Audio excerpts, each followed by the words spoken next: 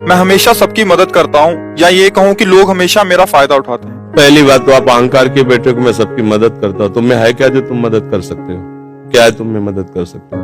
न तुम्हारे में बुद्धि है, न बल है, न इतने बड़े धनी हो, कुबेर का खजाना तो है नहीं, और बुद्धिमान ब्रह्मा वाली बुद्धि तो है नहीं। तो आप क्या मदद कर सकते हो किसी की? क्या मदद कर सकते हो? व्यर्थ का अभिमान क्यों रखते हैं? भगवान कृपा करके यदि किसी को एक लोटा पानी तुमसे पिलवा रहे हैं तो इस बात को ऐसे क्यों नहीं देखते हो कि भगवान कृपा करके इन रूपों में मेरी सेवा स्वीकार कर रहे हैं, मैं मदद। इसीलिए तो तुम्हें क्रोध आ रहा है, क्योंकि कामः संजायते क्रोधा, क्रोधा स्मृति विभ्रमा, स्मृति भ्रंशात् बुद्धिनाशो, बुद्धिनाशात् प्रणश्यति। तुम ये कामना किए बैठे हो कि मैं दूसरों की सेवा करता हूं और दूसरे मेरी बात नहीं मानते, मेरी ये सेवा नहीं हुई। तुम उनसे सम्मान चाहते हो।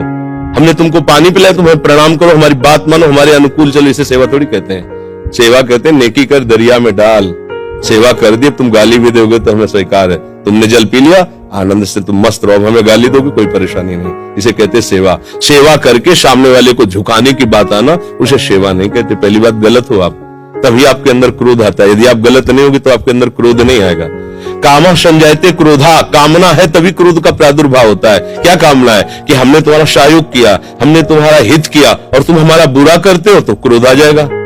अगर तुम हित कर रहे हो तो तुम्हारा बुरा कौन कर सकता है त्रिभुवन में? किसी की ताकत नहीं। हमारा कर्म ही बुरा हमारे सामने आता है। जैसे हम अभी वर्तमान में वो पाप नहीं किए जिसमें हमारे ऊपर ब्लेम लगाया गया है। इस समय तुम बिल्कुल निर्दोष हो, लेकिन वो दोष जो तुमने गुप्त रूप से किया तुम्हें बख्शेगा नहीं। तो लाख जगह रो, लाख जगह तुम प्रार्थना करो, वो तुम्हें दंड दे के रहेगा। कर्म बड़ा बलवान होता है। तो पहली बात तो ये छोड़ो कि आप किसी का हित करते हो, बात ये सोचो कि भगवान कृपा करके हमसे हित करा रहे हैं। और किसका? वही इन रूपों में आ रहे हैं। आप उनको मनुष्य समझकर, अपने को बड़ा समझकर फिर दोष हो जाएगा। शास्त्र की बात मानो।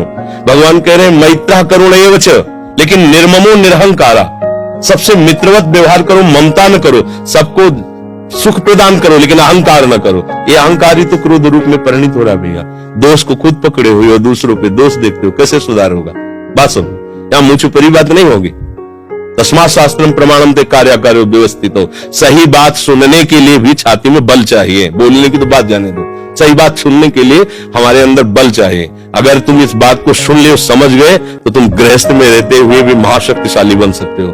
पर आज हम क्या है कि शक्ति खुद अपनी खो रहे हैं, इसीलिए क्रोधित हो रहे हैं। कमजोर क्रोधित होता है, बलवान क्षमावान होता है। बलवान क्रोधित नहीं होता है, कमजोर को क्रोध आता है, कामना युक्त को क्रोध आता है। हम दूसरे का हित कर रहे हैं, ये अहंकार है। हम एक यंत्र है, भगवान यंत्री है, वो जैसा हमसे करवा रहे वैसा हो रहा है। हमें ये भावना रखनी है, हम करने लायक है। एक श्वास भी नहीं ले सकते इस तरह में, ऐसे भी नहीं कर सकते। अगर वहां से ऑफ हो जाए तो तुम एक श्वास नहीं ले सकते, फिर क्या होगा?